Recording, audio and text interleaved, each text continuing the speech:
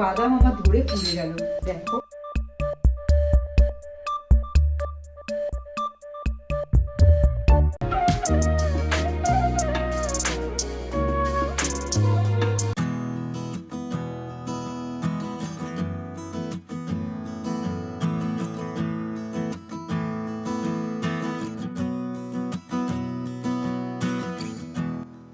Video শুরুতেই এগুলো কি দেখাচ্ছি মনে হতে পারে।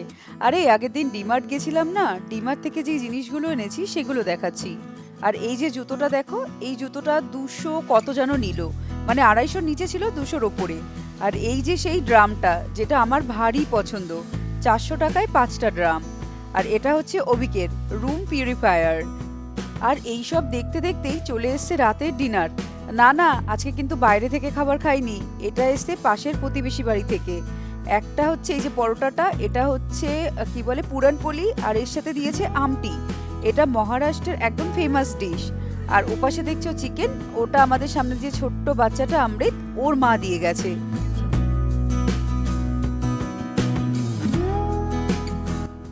এখন তোমাদের সাথে আমি দেখা করছি পরের দিন সকালবেলা। আমি অপরাজিতা, তোমাদের সবাইকে আমাদের কাহিনীতে অনেক ওয়েলকাম। কেমন আছো তোমরা সবাই? আমরা বেশ ভালো আছি। আমি যে এতদিন ভিডিও দিতে পারিনি, তার জন্য তোমাদের মধ্যে থেকে অনেকেই আমার খোঁজ নিয়েছো, আমাকে মেসেজ করেছো যে আমি পরে আবার কবে ভিডিও দেব। সত্যি কথা বলতে না, মেসেজটা পেয়ে খুব ভালো লেগেছে, কারণ তোমরাও যে আমার জন্য অপেক্ষা করে আছো, আমার খোঁজ নিচ্ছ, এই ব্যাপারটা আমার জন্য অনেক অনেক অনেক আনন্দের একটা জিনিস। আর তোমরা যদি চাও তোমাদের নামটা আমি ভিডিও সবার সাথে শেয়ার করি, তাহলে ভিডিওর নিচে কমেন্টে তোমাদের নামটা লিখে দিও, আমি তোমাদের নামটা সবার সাথে শেয়ার করে দেব।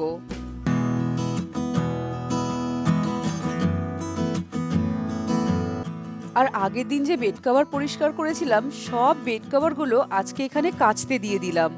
এগুলো কাছাকাছি হতে থাক, আর তোমাদের সাথে একটা অন্য জিনিস শেয়ার করি। দেখবে শীতের সময় চারিদিকে তো সবজি পুরো ভরা, আর এই সব সবজির মধ্যে বিনস, গাজর, মটরশুঁটি, এটা হচ্ছে এমন একটা সবজি যেটা ফ্রাইড রাইসে, চাউমিনে, ম্যাগিতে বা অন্যান্য যা খুশিতে তোমরা খেতে পারো। আর এটা তো সারা বছর পাওয়া যায় না, সেই কারণে এগুলোকে স্টোর করে রাখা যায়। তো আমি এখানে স্টোর করার কাজটাই করছি। গাজর, মটরশুঁটি আর বিনস ছোট ছোট করে কেটে নিয়েছি। কেটে একটা পাত্রে জল দিয়ে তাতে লবণ দিয়ে এটাকে ওই 4 থেকে 5 মিনিট ম্যাক্সিমাম ফুটিয়ে নেব। ফুটিয়ে নিয়ে এবার কিন্তু গরম জলের মধ্যে এটা রাখবে না, এটা সঙ্গে সঙ্গে ছেঁকে নিতে হবে।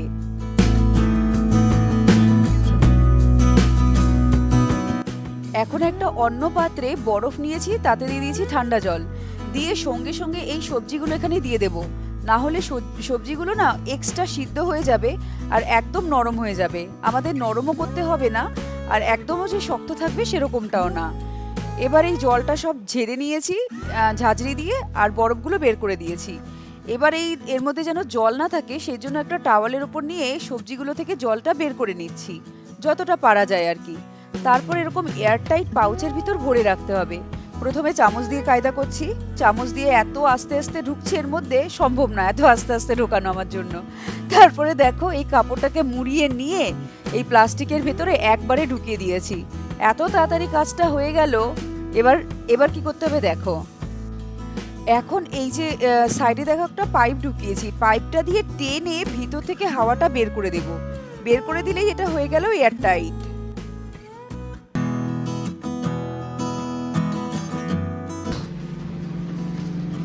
এটা 6 মান্থ অবধি থাকবে।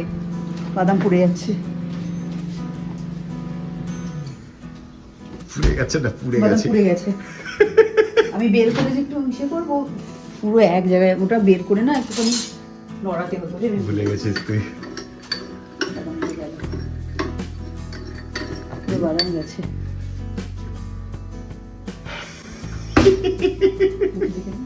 বাদামগুলো ভেজে রাখি, রোস্ট করে রাখি। আজকে আমার একদম খেয়াল নেই এদিকে যে বাদামগুলো একটু নেড়ে ছেড়ে দিতে হয় মাঝে মাঝে। পুরো বাদাম আমার ধরে পুড়ে গেল। দেখো প্রচন্ড গরম, ধরে বের করতে হবে। এই যে হ্যান্ড গ্লাভসটা কোথায় গেছে তোর? হ্যান্ড গ্লাভসটা উপরে তুলে রেখেছি। কেন? এটা তো দরকারি জিনিস। তো বেরিয়ে যায় যা রে। হয়ে গেল আমার বাদামগুলো রে। দেখি দিয়ে ছেটে ছেটে যদি খাওয়া যায় তাহলে খাবো। একদিকে করতে গিয়ে আরেক দিকেরটা ভুলে গেছি। ওই এয়ারটাইট করতে গিয়ে সবজিগুলোকে এদিকে যে মাইক্রোওভেনে বাদাম দিয়েছি পুরো ভুলে গেছি। আর এখন মেশিনে কাপড়গুলো কাঁচাও হয়ে গেছে, এখন কাপড়গুলো সব একটা একটা করে মেলে দিই।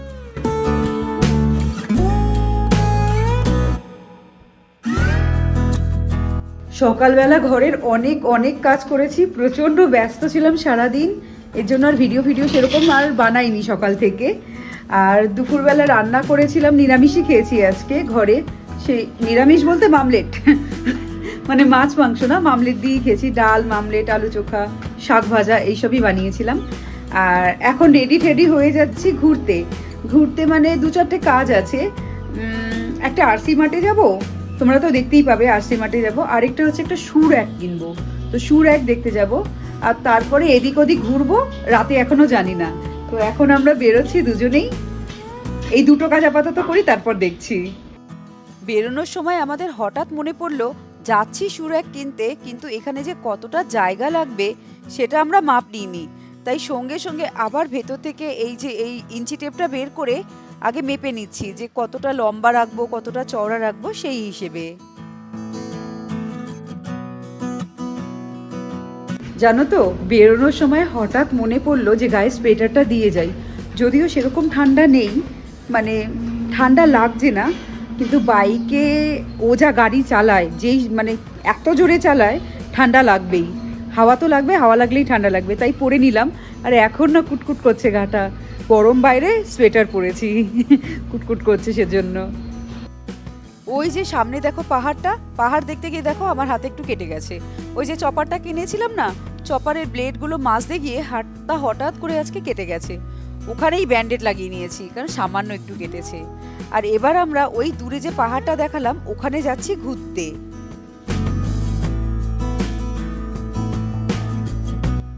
এই পাহাড়গুলো আমাদের বাড়ির ঠিক সামনেই। আর সামনে যে খালি খালি জমিটা দেখছো, এটা হচ্ছে এয়ারফোর্সের জমি। তো এখানে কখনোই কিছু হবে না। আর আমাদের সোসাইটি থেকে এখানে লোক কিন্তু মর্নিং ওয়াক করতে আসে। আমরা মর্নিং ওয়াক না, বাইকেই ঘুরতে এসেছি, কারণ সবসময় আসার সুযোগ হয়ে ওঠে না, কখন ছুটি থাকে, তারপর দিনের বেলা সময় থাকে কিনা। আর এই পাহাড়টার সামনে কিন্তু ভিতর দিকে একটা মন্দিরও আছে। দেখো মন্দিরে বেশ অনেকই লোকজন এসছে। কোন ঠাকুর আছে আমার ঠিক জানা নেই, জানো তো।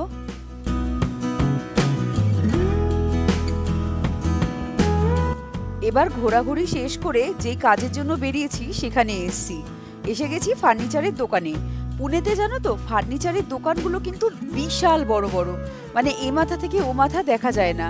আর ওই যে পিছনে যদি দেখতেও পাও, তার পিছনেও আরেকটা সেকশন রয়েছে। আর আমরা জানো তো এই দোকানটায় প্রায় আসি, আমাদের ঘরের ম্যাক্সিমাম ফার্নিচার এখান থেকে নেওয়া। তাই আমরা এদিক ওদিক না ঘুরে একেবারে এই দোকানটাতেই চলে এসেছি। আর অভিকের হাতের নিচে যেই র্যাকটা রাখা, আমরা দুজনে মিলে ভাবছি এই র্যাকটাই নেব। সব র্যাক দেখার পরে আমাদের খুব ভালো লাগছে ওই র্যাকটা। আর ওই র্যাকের কালারটাও ভালো, একটু কালো কালো আছে। ঘরের বাইরে যেহেতু থাকবে তো নোংরা তো পড়বেই, সেই কারণে কালোটাই আমাদের দুজনের মানে পছন্দের কালার।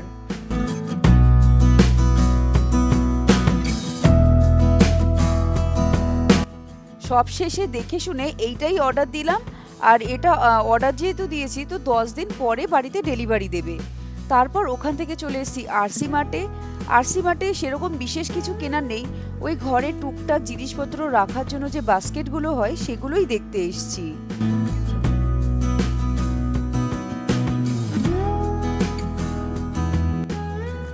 এই যে দেখো আমার হাতে ব্রাউন বক্সগুলো আর এই একটা ব্লু টাইপের বক্স, এগুলোই কিনেছি আরসি মার্ট থেকে।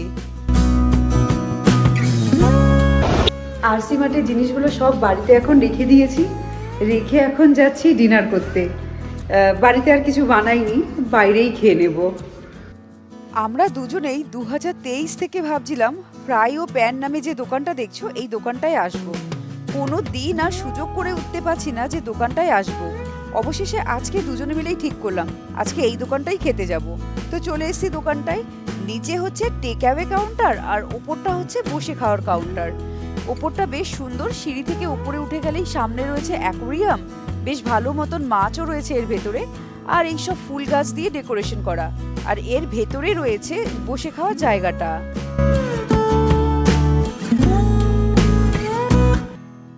রেস্টুরেন্টটায় কিন্তু প্রথমেই ঢুকে এরকম ঝুরি ভাজা আর আচার দিয়েছিল। আমি কোনোদিনও কোনো রেস্টুরেন্টে ঝুরি ভাজা আর আচার একসাথে খাইনি। খেতে খারাপ লাগছিল না, বেশ নতুনত্ব। আর এখানে জানো তো সব কিছুরই দাম মোটামুটি রিজনেবল, 100 টাকার নিচেই ছিল। ওপরেও ছিল কিন্তু সেটা ফুল প্লেট নিলে পরে। আর এই যে আমাদের ডিশগুলো চলে এসছে এখানে সব।